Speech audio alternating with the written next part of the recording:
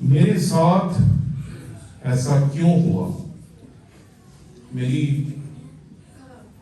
بیوی کے ساتھ ایسا کیوں ہوا؟ میرے بیٹے کے ساتھ ایسا کیوں ہوا؟ میں اچھا خاصا زندگی گزار رہا تھا، کیوں میری نوکری چھوٹ گئی؟ کیوں میرا ایکسیڈنٹ ہو گیا؟ کیوں میرے گھر پہ قبضہ ہو گیا؟ کیوں کیوں کیوں اور کیوں؟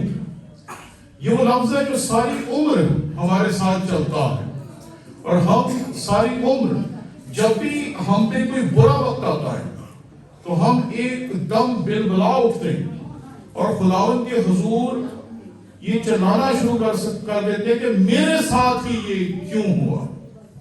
ایک سیکنڈ، یہ جو میری ٹیم ہے نا، یہ میری جیسی نہیں ہے، یہ بیچارے سادہ لوگ ہیں۔ میں تھکتا نہیں ہوں جی، میں سارا دن پڑھاتا ہوں، کبھی کسی سیمنری میں، کبھی بائبل کالج میں، کبھی پنجاب یونیورسٹی میں، کبھی کسی سیمینار میں، کبھی کسی کنونشن میں، لیکن میری ٹیم تھک جاتی ہے کیونکہ وہ پریشان ہو جاتی ہے، کیونکہ نہ سبسکرائبر بڑھ رہے ہیں، نہ ویوز اتنے بڑھ رہے ہیں، نہ اتنے لائکس بڑھ رہے ہیں، نہ اتنے کمنٹس آ رہے ہیں جتنے یہ ایکسپیکٹ کرتے ہیں۔ تو یہ کبھی کبھی اداس ہو جاتے ہیں اور مجھے کہتے ہیں سر یہ کیوں نہیں ہو رہا؟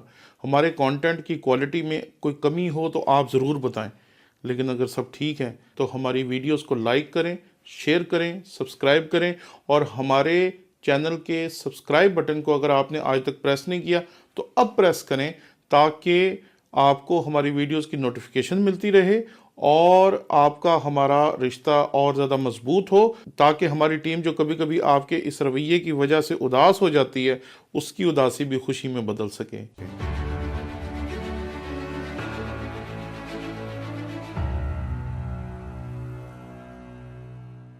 اور لگاتار پھر ہم خداوند سے پوچھتے ہیں، پھر اگر خداوند جواب نہیں دیتا تو پھر پادریوں سے پوچھتے ہیں، اور کئی مرتبہ مسئلہ اتنا بڑا ہوتا ہے کہ پادریوں کے پاس بھی جواب نہیں ہوتا، اور پھر ہم لوگ ایک پادری کو چھوڑ کے دوسری پادری سے پوچھتے ہیں، بھائی صاحب آپ بتائیں، پھر تیسرے پادری سے پوچھتے ہیں، آپ بتائیں، اور پھر لگاتار ہم یہ سوال جو ہوتا ہے اس کا جواب جاننے کی کوشش کرتے ہیں کہ میرے ساتھ ہی یہ کیوں ہوا؟ جب میں خداوند کے کلام میں سے اس باب کی 29ویں باب کی 11ویں آیت دیکھ رہا تھا تو یہاں پر خداوند کے کلام میں لکھا ہے، کیونکہ میں تمہارے حق میں اپنے خیالات کو جانتا ہوں۔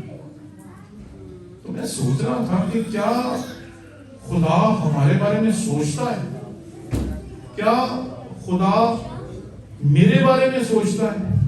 کیونکہ ہم اپنی زندگی میں جب سب کچھ اچھا ہوتا ہے ہم شکر گزاریاں بھی دیتے ہیں، عبادتیں بھی کرواتے ہیں، دیگیں بھی دیتے ہیں، گھر میں پادریوں کو بلا کر شکر گزاری کی عبادت کرواتے ہیں، چرچز میں ہدیہ جات دیتے ہیں، سب کچھ کرواتے ہیں، لیکن جیسے ہی ہماری زندگی میں کچھ غلط ہوتا ہے ہم یہ سوچنے پہ مجبور ہوتے ہیں کہ کیا خدا کو میں یاد ہوں؟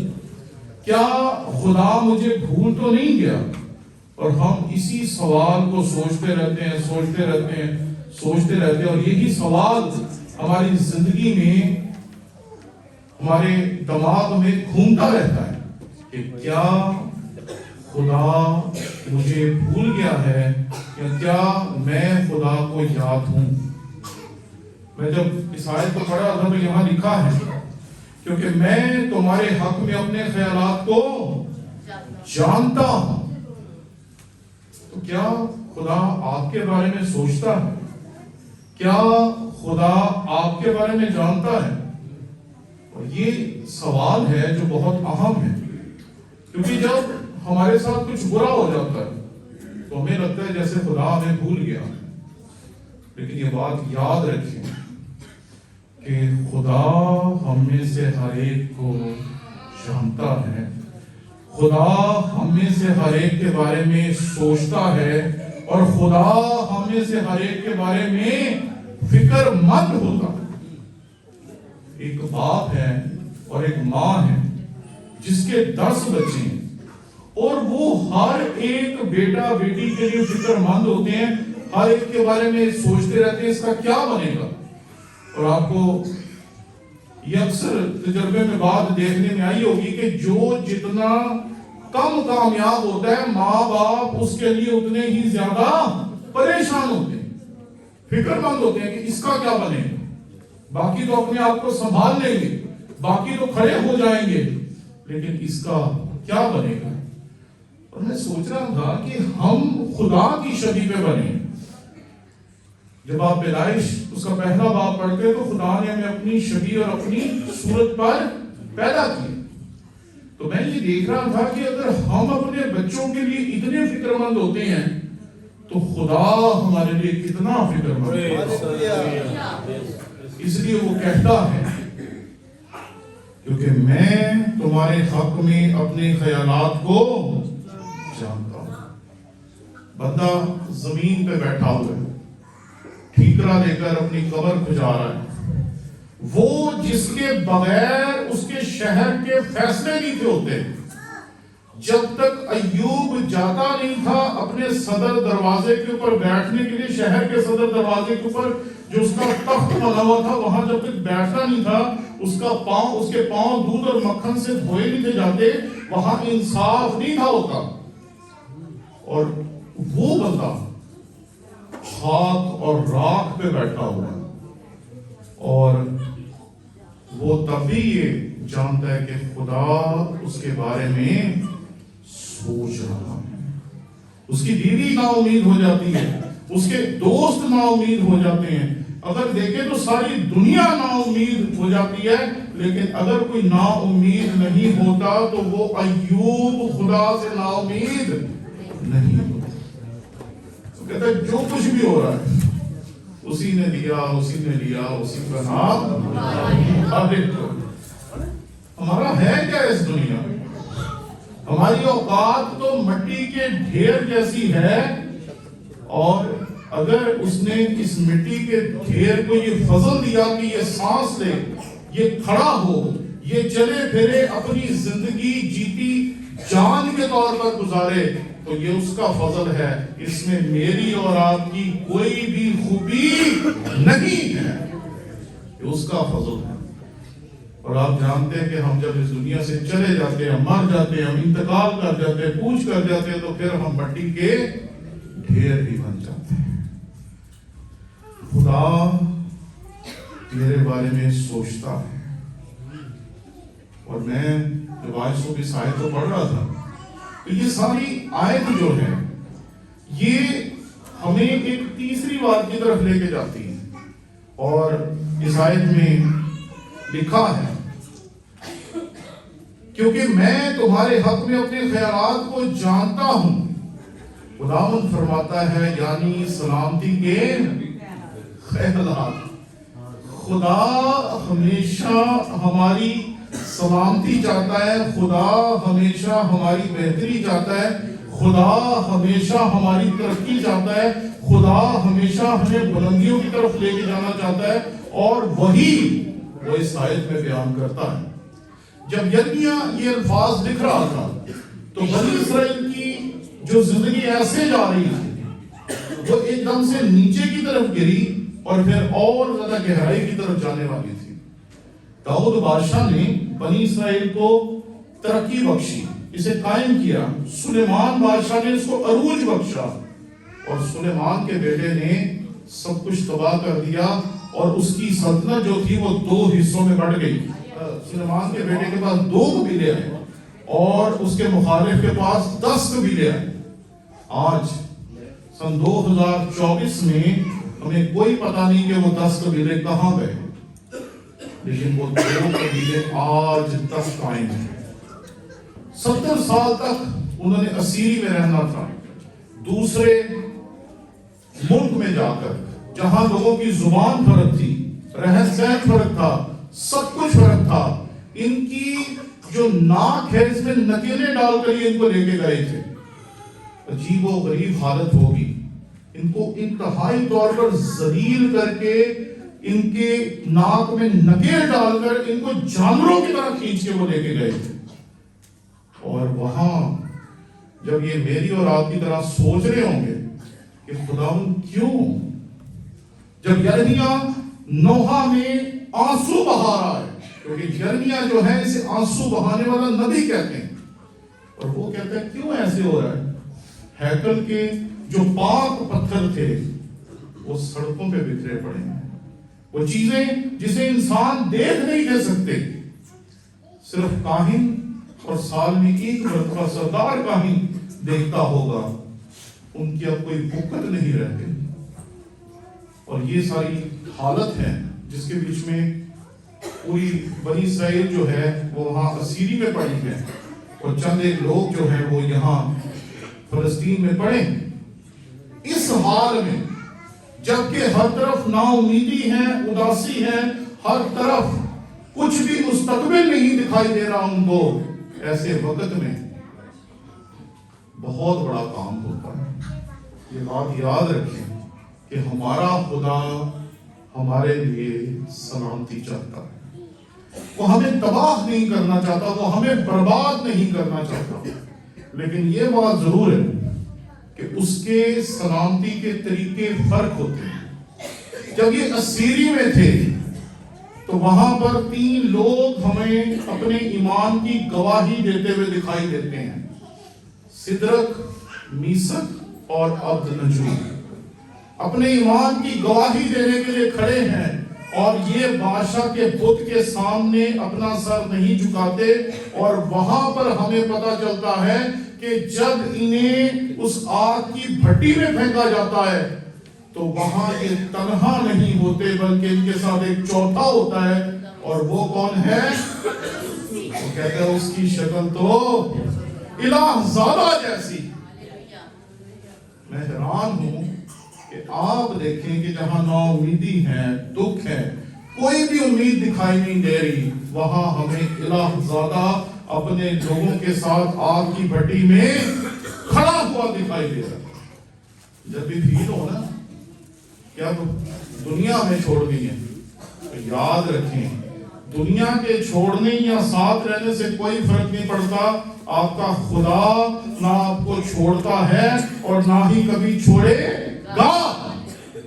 اگر وہ ہمارے ساتھ ہے تو ہمیں کس چیز کی پریشانی ہے؟ پھر ایک اور شخص آتا ہے جسے اس کے مخالف کڑیاں لگا کر مخالفت کر کے عبادت کرنے سے ہی روک سکتے ہیں، اور وہ ہے دانیئیل۔ آپ دیکھیں 2 ایسے واقعات ہیں کتاب مقدس میں جس جیسے واقعات اور ملتے ہی نہیں۔ پہلا سدرک، میثق اور عبدنجو کا واقعہ، اور دوسرا کہ جب دانیئیل کو شیروں کی ماند میں ڈال دیا جاتا ہے اور وہاں پر شیر جو ہے وہ اس کو کھاتے ہی نہیں۔ اور مزے کی بات پتہ کیا ہے کہ الہ زادے کو بھی اسی نے دیکھا تھا جس نے سدرک، میثق اور عبدنجو کو آگ کی بھٹی میں ڈالا تھا۔ شیروں کی ماند نے شیروں کے منہ جب بند ہو گئے اور دانیئیل بچ گیا، تو یہ بھی اسی بادشاہ نے دیکھا تھا جس نے دانیئیل کو شیروں کی ماند میں ڈالا تھا۔ تو اپنی اکھی نہ دو حال دیکھیں گا شریرات کا۔ بنی اسرائیل کے ان سورماؤں کا مخالف ان کے سامنے ذلیل و خوار ہوا، اور یہ خدا کے لوگ خداوند کی پرستش کے گیت گاتے ہوئے 40 سال کے سے اپنے ملک میں لوٹے اور خداوند کی پرستش کرتے رہے۔ ذرا سوچیں کہ جو ان کا مخالف تھا وہ ختم ہو گیا، اور یہ جو مظلوم تھے یہ دوبارہ خداوند کے شہر میں آئے، آباد ہوئے اور اس کی عبادت کرتے رہے۔ میں آج صبح جب دیکھ رہا تھا تو میں حیران تھا کہ جب بھی حالات خراب ہوتے ہیں، جب بھی پریشانیاں بڑی ہوتی ہیں، جب بھی دکھ تکلیف بہت زیادہ دکھائی دیتی ہے، معجزات بھی تبھی زیادہ رونما ہوتے ہیں۔ ایوب کو خدا نے سب کچھ واپس کیا، اور سنگل نہیں کیا بلکہ ڈبل کر کے دیا۔ مسیح خداوند کو اس کے شاگرد اٹھاتے ہیں کہ اٹھ جا، ہم تو مرنے لگے، یہ جو طوفان ہے یہ ہمیں تباہ کرنے والا ہے۔ اور جیسے ہی مسیح خداوند اٹھتے ہیں وہ اس پانی کے طوفان کو چھڑکتے ہیں اور وہ ٹھیک ہو جاتا ہے۔ میں حیران تھا کہ جب بہنیں آ کے مسیح خداوند کو کہتے ہیں کہ قبر میں نہ جا، وہاں سے بو آتی ہے، کیونکہ انہیں پتا تھا اب امید کوئی نہیں ہے، اب اس کی ہڈیاں جو ہیں وہ گوشت چھوڑ چکی ہیں، ہڈیوں کو گوشت سے علیحدہ کرنے والے کیمیکل انہوں نے لگائے تھے، اور وہ کہہ رہی تھی کہ ہڈیاں گوشت چھوڑ چکی ہیں، گوشت میں کیڑے پڑ چکے ہیں، اب وہ بالکل ختم ہو چکا ہے، اور وہاں مسیح یسوع جاتا ہے اور اسے کہتا ہے لازر باہر نکل۔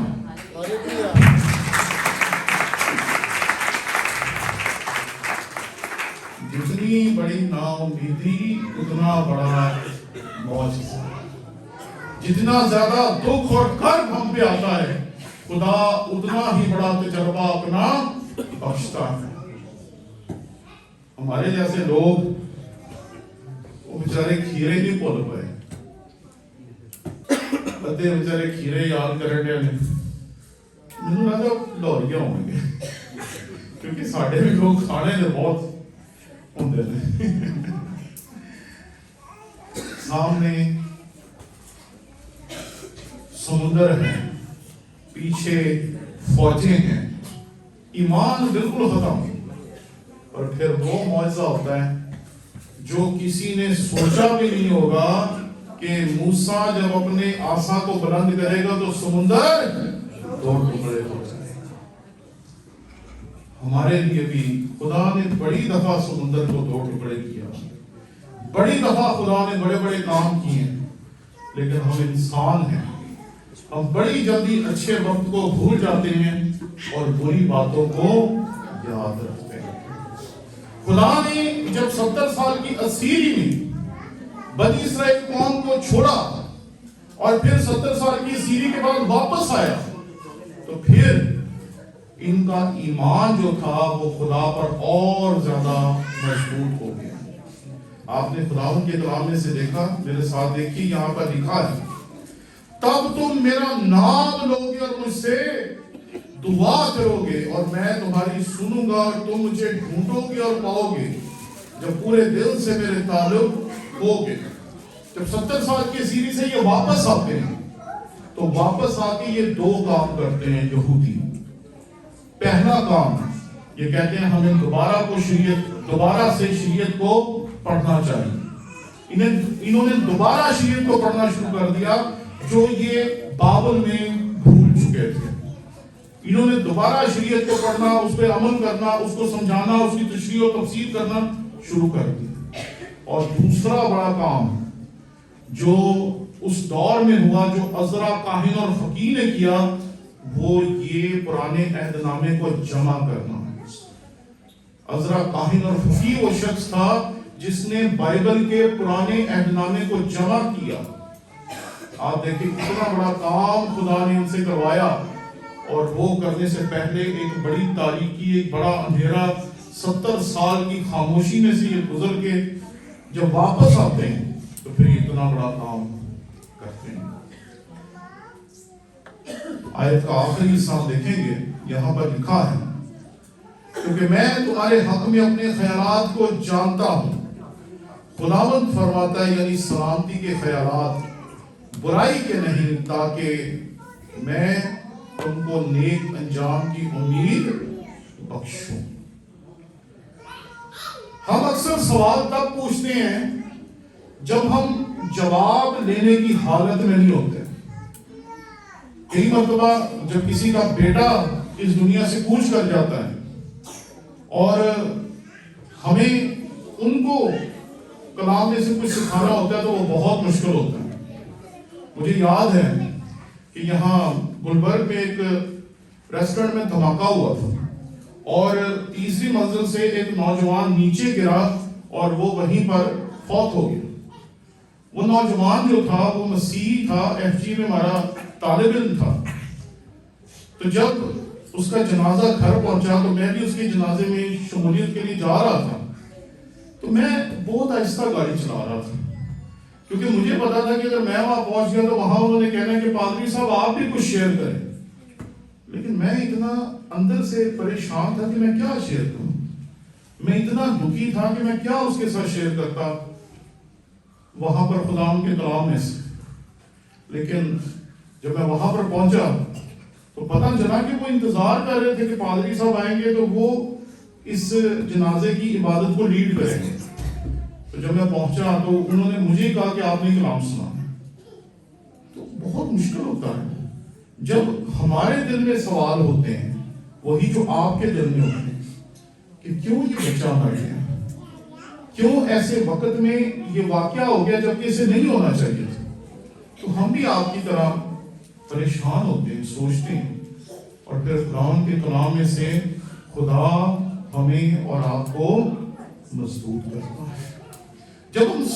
جب ہم جواب سمجھنے کی حالت میں نہ ہوتے تب ہم سوال پوچھتے ہیں, پادری صاحب ایسا کیوں ہو گیا, آپ مجھے بتائیں. دوسرے پادری صاحب آئیں گے, ان سے پوچھیں گے آپ مجھے بتائیں, اور جواب ملتا نہیں ہے. لیکن ایک بات یاد رکھیں کہ جب ہم اس سارے حالات سے, سب پریشانیوں سے, دکھوں سے, تکلیفوں سے, آفات سے, جو کچھ بھی ہماری زندگی میں غلط ہو رہا ہوتا ہے اس سے گزر جاتے ہیں, تو تب ہم اس حالت میں ہوتے ہیں کہ ہم سوال کا جواب خود ہی خداوند کے حضور سے سمجھ جائیں. اور پھر خدا ہمیں سمجھاتا ہے کہ تیری زندگی میں یہ سب کچھ اس لیے آیا تاکہ تو اس مقام پر پہنچ سکے. ہماری زندگی میں دکھوں کا آنا اس لیے نہیں ہوتا کہ خدا ہمیں نا امیدی دینا چاہتا. ہمارا خدا نا امیدی کا خدا نہیں, ہمارا خدا تاریکی کا خدا نہیں, ہمارا خدا امید کا خدا, اور وہ ہمیں امید دیتا ہے. اور یہاں پر لکھا ہے برائی کے لیے نہیں تاکہ میں تم کو نیک انجام کی امید دوں. خدا ہمیں امید دیتا ہے. خدا نے ہمارے سامنے جو سب سے بڑی امید رکھی وہ اس کا بیٹا ہے.